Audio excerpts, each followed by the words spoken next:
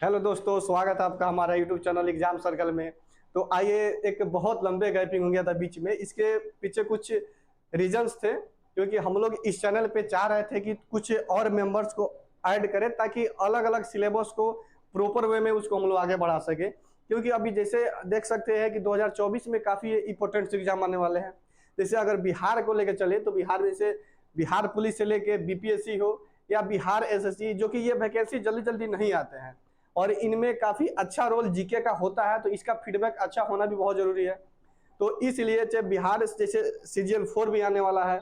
अगर सेंट्रल में बात करें तो देख रहे हैं कि जैसे चुनाव वाला चल रहा है, तो चुनाव के समय काफ़ी अच्छे वैकेंसी जाते हैं। तो सेंट्रल में भी जैसे जो जॉब हो गया जैसे रेलवे के, तो रेलवे हो या एसएससी CGL में भी इस साल काफ़ी अच्छा खासा वैकेंसी आने वाला है। तो इसीलिए हम लोग सोचे कि कुछ और मेंबर को इसमें ऐड किया जाए ताकि इस जो हम लोग मुहिम चला रहे हैं तो इससे सिलेक्शन का रेट कुछ अच्छा बढ़ जाए। ठीक, तो इसी कारण के चलते जैसे ये एक निशा मैम है, एक मैम और भी जुड़ने वाली है, एक सौरभ सर जो थे जैसे इंग्लिश को भी लेके आने वाले हैं। तो इस टाइप से अगर बात करें तो जैसे मैम आप लोग को ज्योग्राफी जो है प्रॉपर ढंग से पढ़ाएंगी, ताकि आपको ज्योग्राफी में कहीं से क्वेश्चन आया तो ताकि आपको दिक्कत ना हो सके। और इनका जैसे जो पढ़ाने का क्या तरीका होगा मैम खुद बताएंगी। तो इस तरीके से आज के बाद आपको ज्योग्राफी के लिए कोई दिक्कत नहीं होगा। ठीक, जैसे हम हैं तो जैसे मैथ पढ़ा रहे हैं तो इसी तरह से अब कंटिन्यूअस वीडियो डलेगा। ऐसा नहीं कि अब फिर हम लोग ब्रेक करने वाले हैं, ऐसा कुछ नहीं होगा। आप इस चैनल पे जुड़े रहिए और देखिएगा कि हाँ, डेली कुछ ना कुछ अच्छा मतलब कंटेंट आपको दिया ही जाएगा। और हम लोग ये भी सोचेंगे कि टेस्ट सीरीज का लेके भी कुछ आपके लिए व्यवस्था करें। ठीक, तो आइए आप लोग मैम के साथ जुड़िए। मैम, ठीक, थैंक यू। आप लोग मैम से पढ़िए। हेलो फ्रेंड्स, मैं हूं निशा और आप सभी का स्वागत है हमारे इस यूट्यूब चैनल एग्जाम सर्कल में। जैसा कि सर ने बताया, मैं ज्योग्राफी सब्जेक्ट्स को लेके आ रही हूं और इसमें जितने भी PYQs हुए हैं, चाहे वो SSC हो या रेलवे हो या अदर जितने भी एग्जाम्स हैं, उनके जितने भी PYQs हैं, प्रीवियस ईयर्स क्वेश्चन जितने भी हैं पूछे गए हैं, उनका एक सीरीज में लेके आ रही हूँ ज्योग्राफी का, जो टॉपिक वाइज होगा। जैसे लॉन्गिट्यूड, लैटिट्यूड, इंडियाज नेबर्स या इंडियाज ड्रेनेज सिस्टम, इससे रिलेटेड जितने भी PYQs हैं वो मैं लेके आ रही हूँ सीरीज टॉपिक वाइज। और ये जितने भी जो भी एग्जाम्स में PYQs पूछे गए हैं, ये आपके हर एग्जामिनेशन पर्पज से हेल्पफुल हो सकते हैं। तो आज जो मैं क्वेश्चन आंसर्स लेके आई हूँ, ये SSC के जितने भी एग्जाम्स हुए, CGL, CHSL या आपका GD हो गया, SSC GD हो गया, MTS हो गया, CPU हो गया, तो SSC के जितने भी एग्जाम्स हैं उनमें जितने PYQs आए हैं, मैं उन्हीं PYQs को लेके आई हूँ। और ये जो है इसका आपका बाइलिंगुअल होगा, हिंदी इंग्लिश दोनों में क्वेश्चंस होंगे। और मेरा जो डिस्कशन करने का ये रहेगा, मैं दोनों मीडियम में डिस्कस करने का कोशिश करूंगी। जो भी टर्म्स होंगे मैं हिंदी इंग्लिश दोनों में आपसे डिस्कस करूंगी, जिससे कि जो बच्चे इंग्लिश मीडियम में हैं या हिंदी मीडियम के हैं उन्हें लैंग्वेज को लेके कोई प्रॉब्लम ना हो। तो स्टार्ट करते हैं आज का सेशन। और आज के सेशन का जो पहला क्वेश्चन है वो है,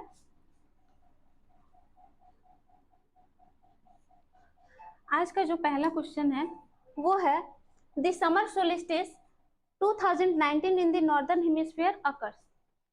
इस क्वेश्चन में दिया हुआ है आपका 2019, इससे कोई मतलब नहीं है। जो ईयर दिया हुआ है उससे आपको कोई मतलब नहीं होना चाहिए। आपको बस पता होना चाहिए कि समर सोलिस्टिस होता क्या है। तो अर्थ के रिवोल्यूशन के कारण चार ऐसी स्थितियां आती हैं जिसकी वजह से चार ऐसी स्थितियां होती है जिसमें से एक होता है आपका इक्विनॉक्स। इस समय इसको हिंदी में कहते हैं विषुव। इस समय सन जो है वो इक्वेटर पे परपेंडिकुलर होता है। सन की जो रेज है वो इक्वेटर पे परपेंडिकुलर होता है और ये होता है कब? तो 21 मार्च, 21 मार्च को जो सन है वो इक्वेटर पे परपेंडिकुलर होता है और इस स्थिति को हम क्या कहते हैं? इक्विनॉक्स कहते हैं। हिंदी में इसे विषुव कहते हैं। दूसरा होता है हमारा समर सोलिस्टिस।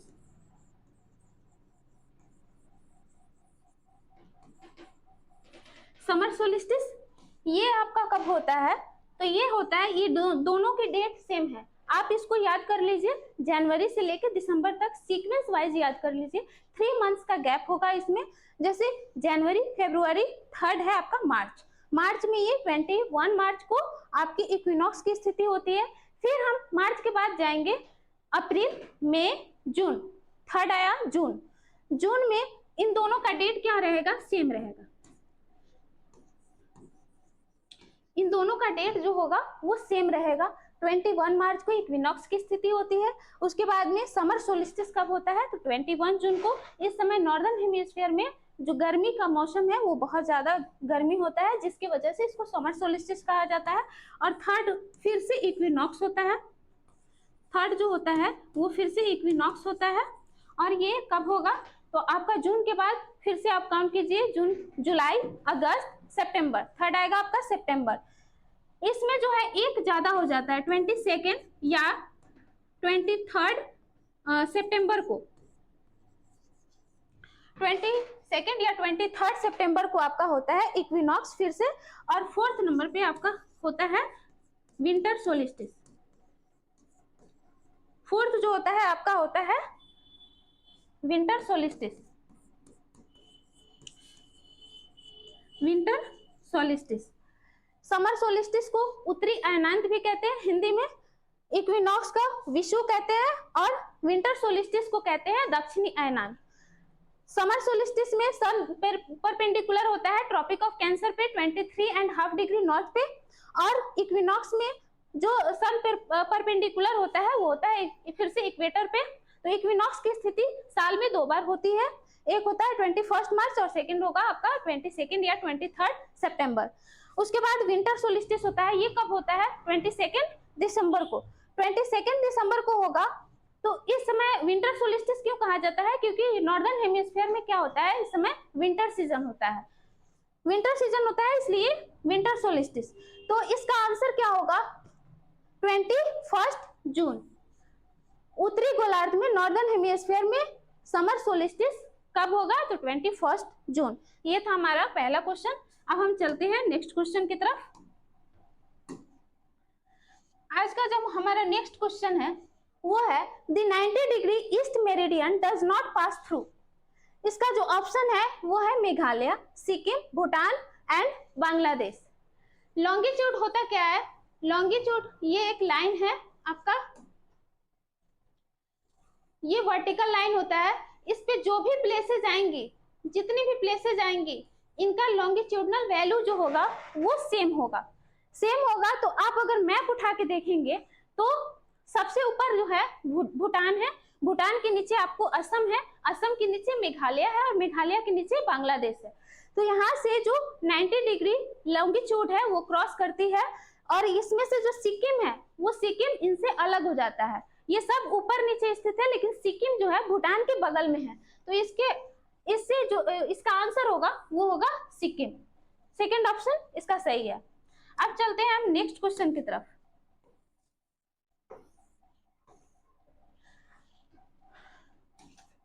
हमारा जो आज का नेक्स्ट क्वेश्चन है वो है what is the term used to describe the angular distance of a place north और साउथ ऑफ अर्थ्स इक्वेटर।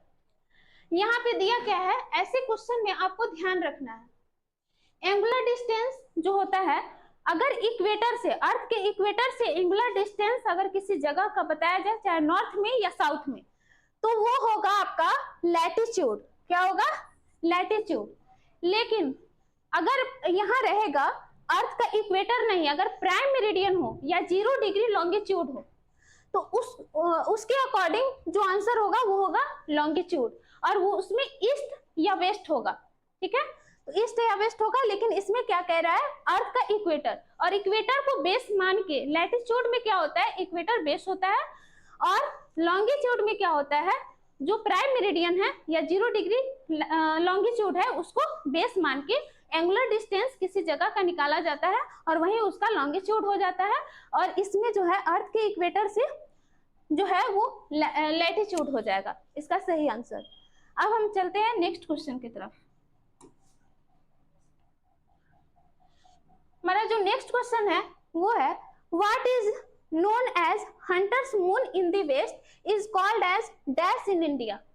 तो हंटर मून वेस्ट में जिसे कहा जाता है, उस समय इंडिया में कार्तिक पूर्णिमा होता है। कार्तिक पूर्णिमा ये एक बहुत ही हॉली फेस्टिवल है, किसके लिए? तो हिंदूज के लिए, जैन्स के लिए, और जो सिख हैं उनके लिए ये काफी हॉली फेस्टिवल होता है इस दिन का। तो इसका आंसर होगा आपका कार्तिक पूर्णिमा। कार्तिक पूर्णिमा इसका सही आंसर होगा। अब हम बढ़ते हैं नेक्स्ट क्वेश्चन की तरफ। हमारा जो आज का नेक्स्ट क्वेश्चन है वो है, when does the entire earth experience equal days and equal nights? तो जो इक्विनॉक्स की स्थिति होती है, तो इक्विनॉक्स में क्या होता है, सन जो है वो इक्वेटर पे भूमध्य रेखा पे परपेंडिकुलर होता है, विषुवत रेखा पे परपेंडिकुलर होता है, जिसके वजह से क्या होता है, दिन और रात दोनों बराबर होता है। 12 घंटे के दिन और 12 घंटे की रात होती है, दोनों बराबर होता है। तो इसका आंसर क्या होगा, डे ऑफ इक्विनॉक्स, विषुव का दिन। विषुव के दिन क्या होता है, दिन और रात जो है वो बराबर होता है। अब हम चलते हैं नेक्स्ट क्वेश्चन की तरफ। जो हमारा नेक्स्ट क्वेश्चन है आज का, the physics phenomenon when in polar regions like Alaska and northern Canada a splendid display of colours is seen in the sky is called a an. Alaska और उत्तरी Canada जो है वो आपके ध्रुवीय रीजन में पाए जाते हैं, पोलर रीजन्स में पाए जाते हैं। पोलर रीजन्स में होता क्या है, हमारे अर्थ का एक मैग्नेटिक फील्ड है, चुंबकीय क्षेत्र है, जिसके वजह से ये फिनोमेना होती है। ये फिनोमेना होती क्या है कि आपके जो जब आप पोलर रीजन्स में जाएंगे तो आप देखेंगे कि आसमान में बहुत सारे अलग अलग कलर्स के काफी कलरफुल आपको लाइट्स नजर आएंगे। आपके अपर एटमॉस्फेयर में होती है, सबसे ऊपर वाले एटमॉस्फेयर में आपको ये होती है, ये फिनोमेना जो हमारे अर्थ पे पोलर रीजन्स में दिखाई देती है। ये बहुत ही खूबसूरत लगता है। अगर आप लोगों को नहीं पता है तो आप जाइए गूगल पे सर्च कीजिए या यूट्यूब पे सर्च करके इसे देख सकते हैं। ये एक फिजिक्स का फिनोमेना है जो अर्थ के मैग्नेटिक फील्ड की वजह से होता है, जिसको हम बोलते हैं ऑरोरा बोरियोलिस। यहाँ पे ई होगा, इसको सही कर लीजिएगा। ऑरोरा बोरियोलिस जो है इस फेनोमेना को हम कहते हैं और ये पोलर रीजन्स में होता है। तो इसका सही आंसर है ए। अब हम चलते हैं अगले क्वेश्चन की तरफ, और हमारा जो अगला क्वेश्चन है वो है, the Indian standard time is calculated from the clock tower of dash. तो सबसे पहले समझते हैं आईएसटी, इंडियन स्टैंडर्ड टाइम, भारतीय मानक समय। ये क्या होता है, तो जो इंडिया का जो वेस्टर्न स्टेट है गुजरात और जो ईस्टर्न स्टेट है अरुणाचल प्रदेश, इनके बीच का जो टाइम डिफरेंस होता है वो होता है आपके 2 घंटे का। 2 घंटे का।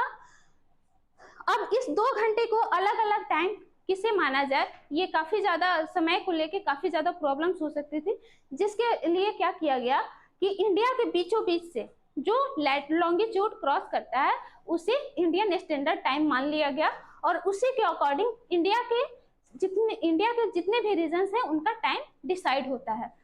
ये लॉन्गिट्यूड कहाँ से पास करती है, तो ये पास करती है उत्तर प्रदेश के मिर्जापुर से। तो इसका सही आंसर हो जाएगा आपका मिर्जापुर। इसका जो सही आंसर होगा वो होगा मिर्जापुर। अब हम चलते हैं नेक्स्ट क्वेश्चन की तरफ, और हमारा जो नेक्स्ट क्वेश्चन है, which of the following at 23 degree 30 minute north divides India into almost 2 halves. तो इंडिया को जो रेखा आपके 2 इक्वल हाफ्स में डिवाइड करती है, 2 बराबर भागों में बांटती है, वो है आपका tropic of cancer. Tropic of cancer India के एकदम बीचों बीच से पास करती है। अब इसमें हम स्टेट्स देख लेते हैं, स्टेट्स कौन कौन सा है। तो आप इसको याद ऐसे कर सकते हैं, आप एटलस लेके बैठिए, उसमें देखिए कि ये कहाँ कहाँ से पास करती है, तो आप एक सीक्वेंस में याद कीजिए, इधर उधर से नहीं, सीक्वेंस में याद करेंगे, मैप देखेंगे, उसको विजुअलाइज करेंगे, तो चीजें जो है एक बार में ही आपके दिमाग में बैठ जाएंगी। ये आप इसको कीजिए आज। तो सबसे पहला जो स्टेट है, मैं स्टेट बता देती हूँ, इसका जो इस क्वेश्चन के अकॉर्डिंग जो आंसर होगा वो होगा आपका ट्रॉपिक ऑफ कैंसर। लेकिन कौन कौन से स्टेट से ये पास करती है ये मैं बता देती हूँ। तो सबसे वेस्टर्न जो स्टेट है वो है गुजरात। गुजरात। उसके बाद आता है, उसके बगल में, ऊपर नीचे नहीं देखना है, बगल में देखना है। तो बगल में, गुजरात के बगल में थोड़ा सा पोर्शन आता है राजस्थान का। राजस्थान। तो पहला हो गया गुजरात, गुजरात के बाद राजस्थान। राजस्थान के सबसे दक्षिणी जो एरिया है, थोड़े से एरिया से ये पास करती है। तो एक हो गया गुजरात, दूसरा हो गया राजस्थान। और इन दोनों से कौन सा स्टेट है जो बाउंड्री शेयर करता है? तो वो है आपका एमपी। एमपी मतलब मध्य प्रदेश, इसको मैं शॉर्ट फॉर्म में लिखती हूँ एमपी। एमपी और उसके बाद आता है छत्तीसगढ़। आप इसको ऐसे याद रख सकते हैं कि पहले जो छत्तीसगढ़ था वो मध्य प्रदेश का ही पार्ट था। छत्तीसगढ़ अलग हुआ मध्य प्रदेश से कब? 1 नवंबर 2000 को ये मध्य प्रदेश से अलग हो गया। तो ये दोनों स्टेट कभी एक स्टेट हुआ करते थे और ये अलग हो गए। तो इनके बगल में कौन मिलेगा आपको? मध्य प्रदेश के बगल में आपको मिलेगा छत्तीसगढ़। तो इससे आप छत्तीसगढ़ को याद कर सकते हैं। छत्तीसगढ़ पेयरिंग में याद करना है, गुजरात, राजस्थान, मध्य प्रदेश एंड छत्तीसगढ़। उसके बाद फिर आपका आएगा झारखंड। झारखंड, और झारखंड से बाउंड्री शेयर करता है आपका वेस्ट बंगाल। तो जो झारखंड है और वेस्ट बंगाल है, दो का पेयर हो गया, गुजरात, राजस्थान, मध्य प्रदेश, छत्तीसगढ़, उसके बाद झारखंड, वेस्ट बंगाल। और नॉर्थ ईस्ट के 2 स्टेट आते हैं इसमें। इसके बाद वेस्ट बंगाल से ये बांग्लादेश में एंटर करती है और बांग्लादेश से होते हुए फिर ये नॉर्थ ईस्ट कौन है? जो 7 सिस्टर्स है हमारी, 7 सिस्टर्स जो 7 स्टेट हैं, अरुणाचल प्रदेश, नागालैंड, मणिपुर, मिजोरम, मेघालय, असम, उसके बाद त्रिपुरा, ये 7 स्टेट्स हैं। इनमें से 2 स्टेट से ही पास करती हैं। 2 स्टेट कौन? तो पहले आपका आएगा त्रिपुरा और उसके बाद आएगा आपका त्रिपुरा आएगा, उसके बाद आएगा मिजोरम। इसको एकदम दिमाग में बैठा लीजिए। आपको इसी पीवाईक्यूज की सीरीज में आपको 3 क्वेश्चंस मिल जाएंगे अलग अलग से। कभी सीजीएल में पूछा हुआ है, कभी सीपीयू में पूछा हुआ है, कभी सीएचएसएल में पूछा हुआ है, कभी एमटीएस में पूछा हुआ है। ये बहुत ही हिट टॉपिक है, इसको एकदम से याद कर लीजिए, दिमाग में बिठा लीजिए। एक बार दिमाग में बिठा लेंगे ये क्वेश्चन आपके दिमाग में रहेगा, गलत नहीं होगा। तो ये हो गया मिजोरम। तो 2 पेयर्स हो गए, गुजरात, राजस्थान, मध्य प्रदेश, छत्तीसगढ़, झारखंड, वेस्ट बंगाल, त्रिपुरा, मिजोरम। इसको आप सीक्वेंस में याद रखिए। तो ये हो गया स्टेट, टोटल 8 स्टेट से ये पास करती है। इसका जो आंसर होगा वो डी हो गया। मैंने बता दिया कि जो ट्रॉपिक ऑफ कैंसर है वो इंडिया के बीचों बीच से जाती है और 2 इक्वल हाफ्स में डिवाइड करती है। अब हम चलते हैं नेक्स्ट क्वेश्चन की तरफ। तो हमारा आज का जो नेक्स्ट क्वेश्चन है वो है, on which day does the summer solstice occur in northern hemisphere. देखिए ये टॉपिक भी आपके लिए काफी इंपॉर्टेंट है। इससे भी ये दूसरा क्वेश्चन है, इसके पहले एक क्वेश्चन हम लोग कर चुके हैं, ये दूसरा क्वेश्चन आ गया इसी में। देखिए ये एमटीएस में पूछा गया है, इसके पहले जो था वो सीजीएल में पूछा गया था। तो इसका जो सही आंसर होगा वो होगा जून। जून होगा, इस पे हम डिस्कस कर चुके हैं। अब बढ़ते हैं हम नेक्स्ट क्वेश्चन की तरफ। The Tropic of Cancer does not pass through which of the following Indian states? देखिए मैंने पहले डिस्कस किया था कौन कौन से स्टेट्स हैं, उसके अकॉर्डिंग आप देखिए। मिजोरम है, गुजरात से पास करती है, त्रिपुरा से पास करती है, लेकिन महाराष्ट्र से ये पास नहीं करती है। महाराष्ट्र का लोकेशन बता दूं, ये गुजरात के जस्ट नीचे आता है। गुजरात से ये बाउंड्री शेयर करता है।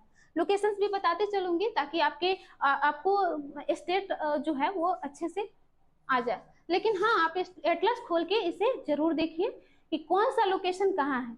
ज्योग्राफी अगर आप पढ़ रहे हैं तो ज्योग्राफी ऐसा सब्जेक्ट है कि आपको जो है एटलस अपने साथ रखना होगा। आप जब भी ज्योग्राफी पढ़ रहे हो अपने साथ एटलस रखिए। एटलस रखेंगे, जो भी लोकेशन आपको दिखाई देता है उसको तुरंत जाइए और एटलस में ढूंढिए, उसको मैप में देखिए कि ये कहाँ पे है।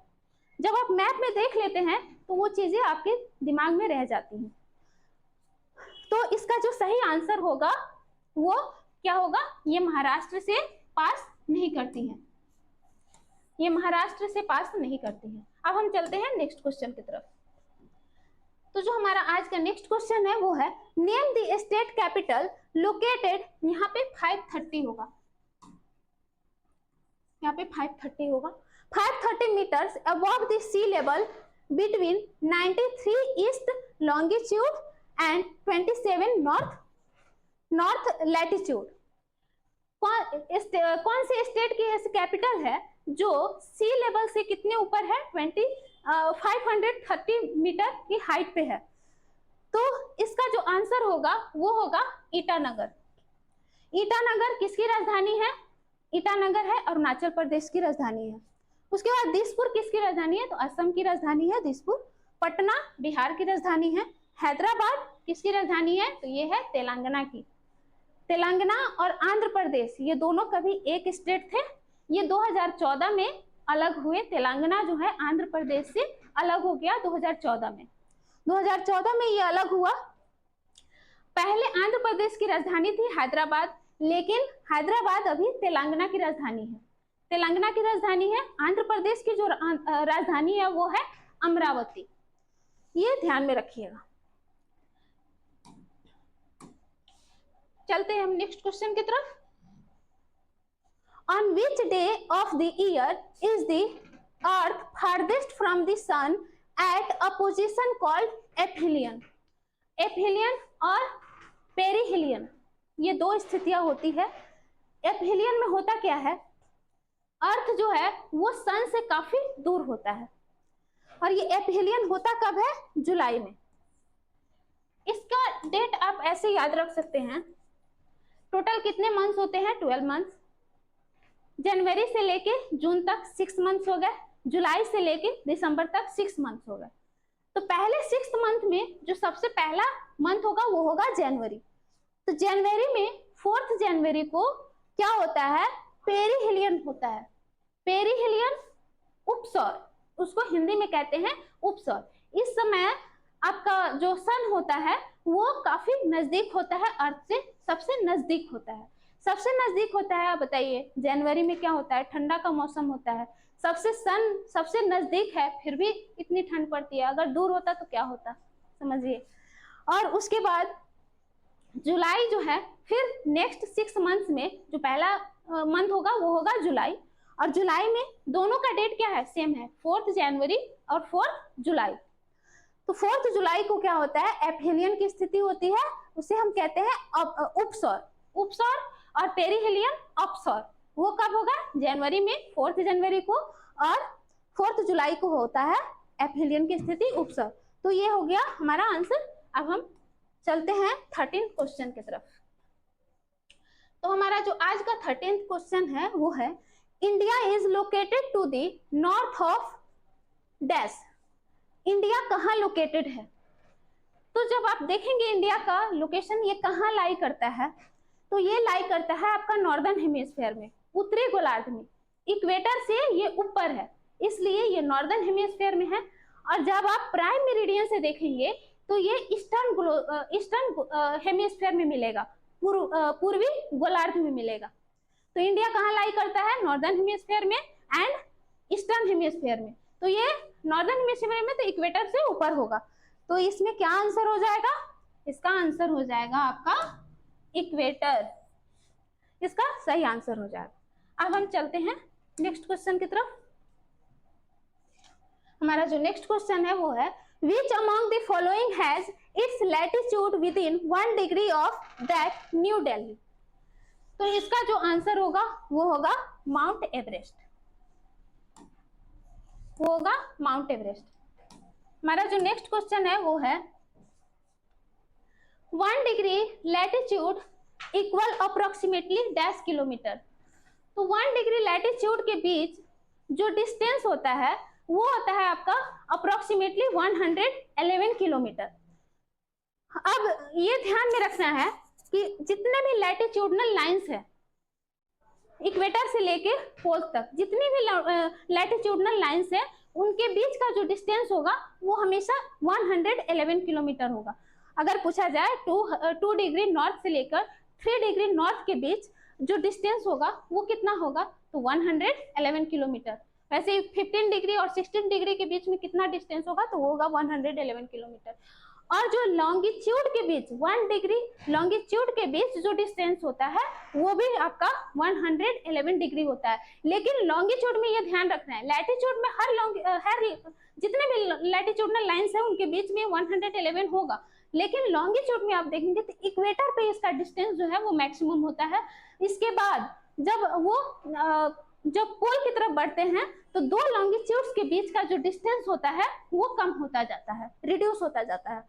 तो सबसे ज्यादा आपका लॉन्गिट्यूड के बीच में जो डिस्टेंस होगा वो इक्वेटर पे होगा, ये ध्यान में रखना है। तो कितना हो जाएगा, इसका आंसर जो हो जाएगा हमारा वो हो जाएगा 111। अब हम चलते हैं नेक्स्ट क्वेश्चन की तरफ। The Tropic of Cancer does not pass through which of the following Indian state?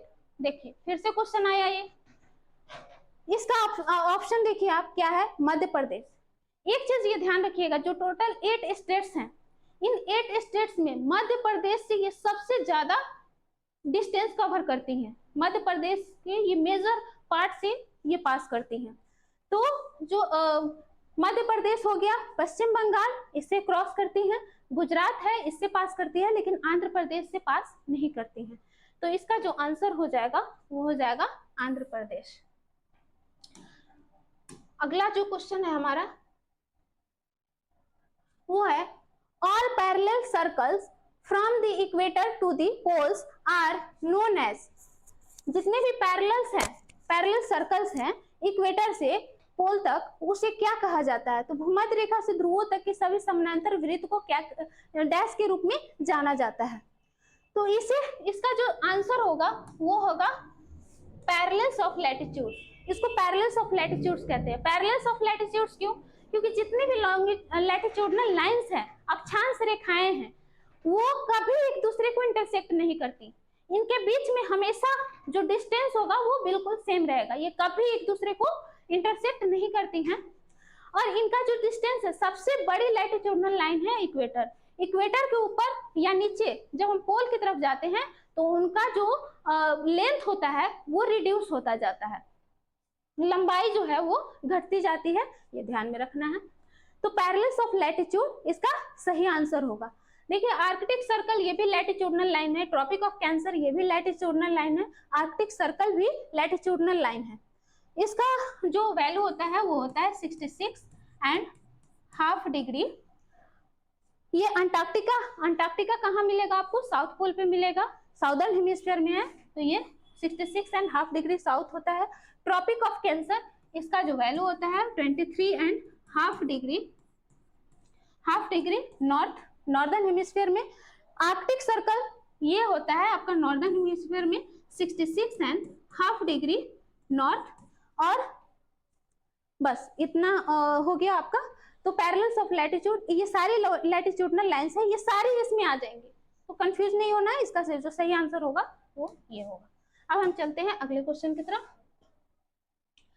और जो हमारा अगला क्वेश्चन है, lines joining located at equal travel time from a common centre are called.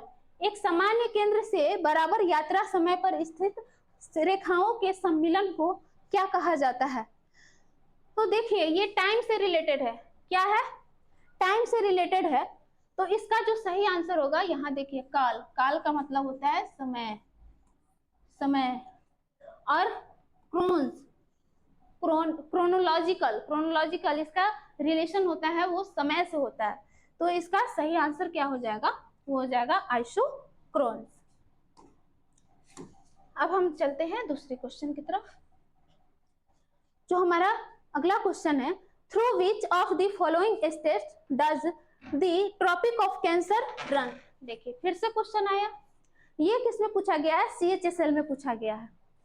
ये क्वेश्चन आप बिल्कुल इन स्टेट्स को, टोटल 8 स्टेट्स हैं, इनको ध्यान में रखिए, आपके किसी भी एग्जामिनेशंस में ये पूछे जा सकते हैं, बस ऑप्शन अलग अलग हो जाता है यहाँ पे। तो देखिए क्या है, क्या ये असम से पास करती हैं, नहीं। मिजोरम से करती है, नागालैंड से करती है, नहीं। मणिपुर से करती हैं, नहीं।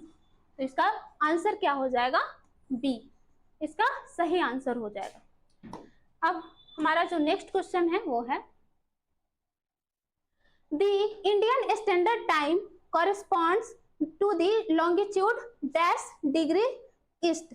देखिए यहाँ ऑप्शन जो है वो गलत है, यहाँ पे 82 होगा, यहाँ पे 82 होगा। 82.5 डिग्री ईस्ट जो है वो हमारा IST है, IST इंडियन स्टैंडर्ड टाइम, जिसके अकॉर्डिंग हम इंडिया के पूरे इंडिया का टाइम डिसाइड करते हैं। तो इसका जो सही आंसर हो जाएगा वो होगा 82.5। तो ये था हमारा आज का लास्ट क्वेश्चन और इसी के साथ एंड होता है हमारा आज का सेशन। अगर वीडियो अच्छा लगा हो लाइक कीजिए, सब्सक्राइब कीजिए और ज़्यादा से ज़्यादा लोगों तक शेयर कीजिए और हमारे साथ बने रहिए और मिलते हैं हम नेक्स्ट सेशन में। ओके।